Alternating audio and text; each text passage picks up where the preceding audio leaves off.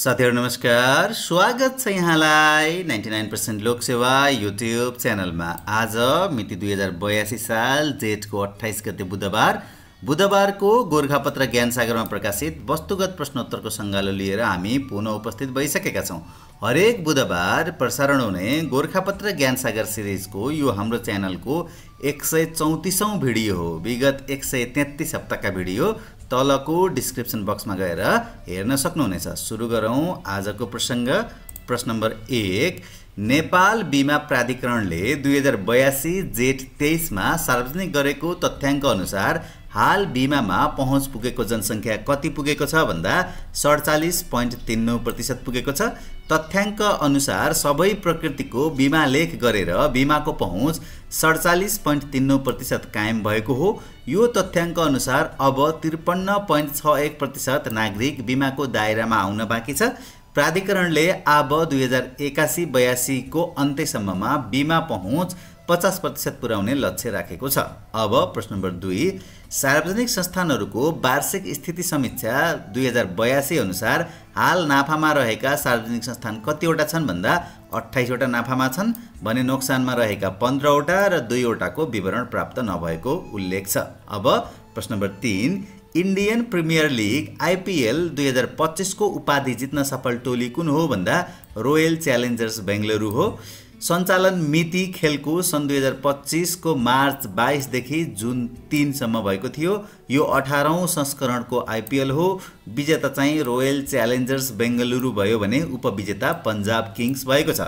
विजेता बेंगलुरुले 20 करोड भारु र उपविजेता पंजाबले 12.5 करोड भारु नगद पुरस्कार प्राप्त गरेका छन्। फेयर प्ले अवार्ड चाहिँ चेन्नई सुपर किङ्सले प्राप्त गरेको छ भने सर्वाधिक रन साई सुदर्शनले हानेका थिए 759 रन।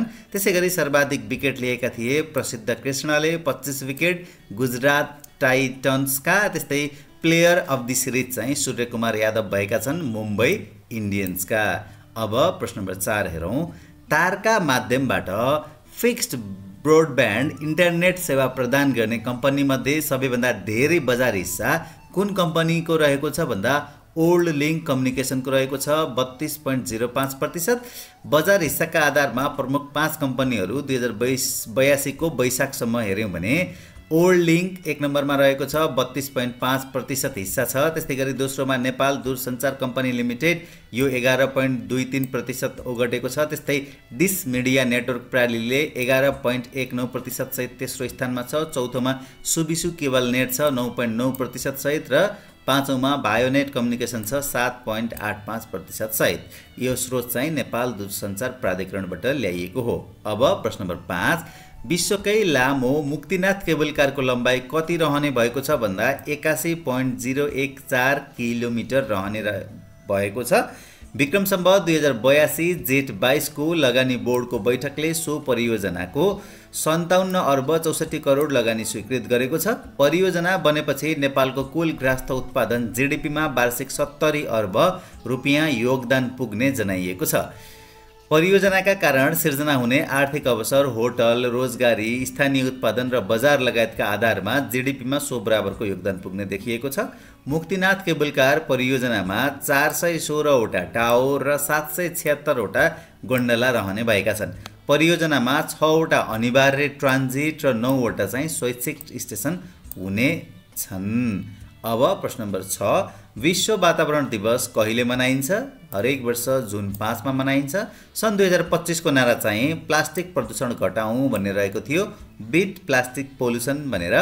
राष्ट्रसङ्घीय वातावरण कार्यक्रम युएनईपी को आह्वानमा सन् 1972 देखि हरेक वर्ष जुन 5 का दिन यो दिवस मनाउँदै आएको छ। विश्वमा प्रत्येक वर्ष करिब 40 करोड टन प्लास्टिक जन्य फोहोर उत्पादन हुने गरेको छ। नेपाल सरकारले 40 माइक्रोन भन्दा पातलो प्लास्टिकको झोलाको उत्पादन, आयात, भण्डारण, बिक्री, वितरण तथा प्रयोगमा रोक लगाएको छ। प्लास्टिक झोला प्रतिबन्ध सम्बन्धी कार्ययोजना 2078 तर्जुमा गरी कार्यान्वयनमा रहेको छ। राष्ट्रिय वातावरण नीति 2076, वातावरण संरक्षण ऐन 2076, वातावरण संरक्षण नियमावली 2077 ले पनि यस विषयलाई सम्बोधन गरेका छन्। अब प्रश्न नम्बर 7, नेपालमै पहिलो पटक ट्रान्सजेन्डर जन्मदा यौनाङ्गका आधारमा इङ्कित गरिएको लिङ्गसँग मेल नखाने लैङ्गिक पहिचान भएका व्यक्तिको शल्यक्रिया मार्फत लिङ्ग परिवर्तन कहिले गरियो भन्दा विक्रम सम्वत 2082 को जेठ 13 गते गरियो। त्रिवी शिक्षण अस्पताल महाराजगञ्जमा। महाराजगञ्ज स्थित त्रिवी शिक्षण अस्पतालमा अमेरिकी चिकित्सकको सहयोगमा सो अपरेसन गरिएको हो। जनकपुर निवासी 25 वर्षीय ट्रान्सजेन्डरमा लिङ्ग परिवर्तन शल्यक्रिया सेक्स चेन्ज अपरेसन गरिएको छ। विदेशी प्लास्टिक सर्जन डाक्टर अलरिजा हामिदियान जारोमीको नेतृत्वमा प्राडा ईश्वर लोहनी, प्राडा जयमान श्रेष्ठ लगायतको टोलीले उक्त शल्यक्रिया गरेको हो। सो शल्यक्रिया मेल टु फिमेलमा पुरुषको लिङ्गको तन्तुलाई चाहिने मात्रामा उपयोग गरेर महिलाको जनेन्द्रिय अङ्गको पुनर्निर्माण गरिएको छ। शिक्षण अस्पतालमा जेन्डर एफर्मिङ क्लिनिकको स्थापना गरेर नियमित रूपमा यो सेवा सञ्चालन गरिने जनाइएको छ। अब प्रश्न नम्बर 8, कमल राष्ट्रिय सुकर्म पुरस्कार 2081 कसलाई प्रदान गरियो? साहित्यकार मोहन दुवाललाई पुरस्कार राशि रु 50,000 रहेको छ। अब प्रश्न नम्बर 9, मुलुकभरिका स्थानीय तहका उपमेयर तथा उपाध्यक्षहरूको राष्ट्रिय सम्मेलन कहिले सम्पन्न भएको हो भन्दा विक्रम सम्वत 2082 को जेठ 23 र 24 गते विराटनगरमा। सम्मेलनले 20 बुँदै विराटनगर घोषणापत्र जारी गरेको छ। घोषणापत्रमा स्थानीय तहबाट प्रवाह गरिने सबै प्रकारका सेवालाई थप जनमुखी तथा सेवाग्राही मैत्री बनाउन सरलीकृत प्रक्रिया अपनाए कार्यान्वयन गर्ने प्रतिबद्धता व्यक्त गरेको छ। त्यसैगरी समानुपातिक, समावेशी र सहभागितामूलक सिद्धान्तका आधारमा समतामूलक समाजको निर्माण गर्न स्थानीय तहलाई थप सशक्त बनाउनु पर्नेमा जोड दिएका छन्। त्यसैगरी न्यायिक समितिको कार्यलाई प्रभावकारी बनाउन न्यायिक समितिका निर्णय र फैसलाको अभिलेखका लागि प्रदेश स्तरीय सफ्टवेयर र सर्भरको व्यवस्थापन गर्न प्रदेश सरकारसँग माग गरिएको छ।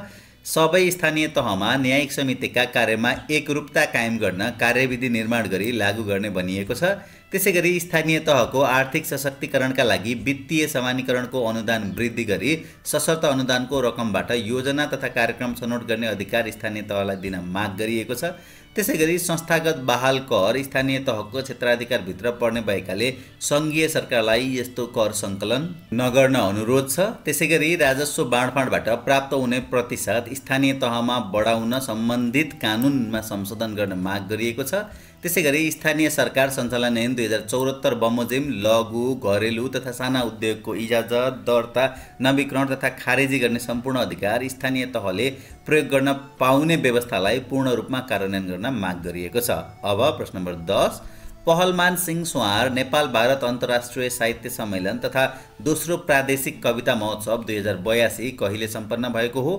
विक्रम सम्वत 2082 जेठको 24 र 25 गते धनगढी कैलालीमा। अब प्रश्न नम्बर 11, मनोरम पञ्चकुण्ड ताल कहाँ रहेको छ भन्दा म्याग्दीमा रहेको छ। त्यस्तै गरी प्रश्न नम्बर 12, सरकारले गैर बैङ्किङ सम्पत्ति व्यवस्थापन गर्न कहिलेसम्म एसेट म्यानेजमेन्ट कम्पनी स्थापना गर्ने घोषणा गरेको छ? आर्थिक वर्ष 2082-83 सम्म, अब 2082-83 को नीति तथा कार्यक्रम र बजेट मार्फत। अब प्रश्न नम्बर 13, स्वास्थ्य संस्थाको गुणस्तर मापन गर्न बनेको न्यूनतम सेवा मापदण्ड MMS मूल्याङ्कन अनुसार देशैभरकै उत्कृष्ट अस्पताल कुन बनेको छ भन्दा भक्तपुर अस्पताल बनेको छ विक्रम सम्वत 2082 को जेठमा। त्यसैगरी प्रश्न नम्बर 14, गण्डकी प्रदेश सरकारले अब 2082-83 का लागि प्रदेश सभा बैठकमा नीति तथा कार्यक्रम कहिले प्रस्तुत गर्यो? विक्रम सम्वत 2082 को जेठ 21 गते। गण्डकी प्रदेशका प्रमुख दिल्लीराज भट्टले सो नीति तथा कार्यक्रम प्रस्तुत गर्नुभएको। प्रदेशको दोस्रो पञ्चवर्षीय योजनाले तय गरेको रणनीति बमोजिम उत्पादन तथा उत्पादकत्व वृद्धि, रोजगारीका अवसर सिर्जना र आयात प्रतिस्थापन गर्न स्थानीय तह एवं निजी क्षेत्र समेतको साझेदारीमा आत्मनिर्भर तथा समुन्नत अर्थतन्त्र निर्माणको आधार तयार गर्ने विषयलाई कार्यक्रममा समेटिएको छ। 10 स्थानलाई विश्व सम्पदा सूचीमा सूचीकृत गर्नका लागि पहल गर्ने नीति तथा कार्यक्रममा उल्लेख छ। पहिले घर देश अनि प्रदेश कार्यक्रम आरोग्य पर्यटन हबका रूपमा प्रदेशलाई विकास गर्ने भनिएको छ। इन्भेस्ट गण्डकी कार्यक्रम मार्फत लगानी सम्मेलन गर्ने भइएको छ। त्यस्तै गरी तनहुँ र कास्कीको पुण्डेटारलाई औद्योगिक क्षेत्रका रूपमा विकास गर्ने भनिएको छ। त्यस्तै गरी मेरो देश मेरो दायित्व कार्यक्रम सञ्चालन गर्ने भनिएको छ। एक सामुदायिक वन एक पोखरी निर्माण गर्ने भनिएको छ।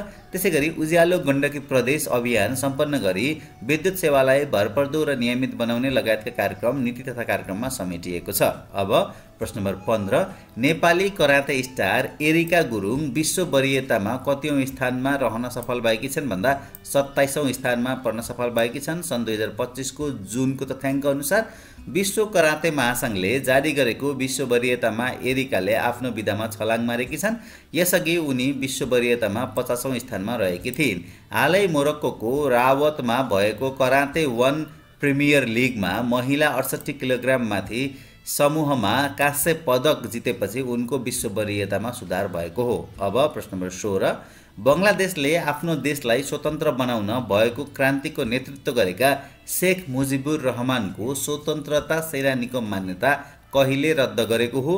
सन् 2025 को जुन 3 मा शेख मुजिबुर सहित सन् 1970 को चुनाव जित्ने 400 भन्दा बढी राजनीतिज्ञको स्वतन्त्रता सेनानीको मान्यता रद्द गरिएको छ।